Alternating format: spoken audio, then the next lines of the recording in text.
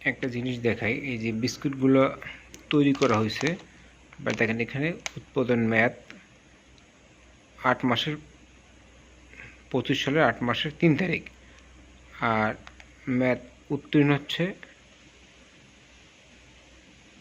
3/2/2026। But এই যে জিনিসটা দেখেন সিল মেরে দিছে, কোনো ফিক্সড না, জাস্ট মোছা দিলে উঠে যাবে। দেখাই ভালো করে, এই দেখাচ্ছি, এই দেখেন এই এসে। তার মানে একটা বিস্কুটের মেয়াদ যদি শেষ হয়ে যায়, কোম্পানি চাইলে আবার সিল মারতে পারে। দেখেন শুধু এই লেখাটাই কিন্তু উঠছে, অন্য কিন্তু কোনো লেখা উঠবে না যদি ঘষা মাজা করি না কেন।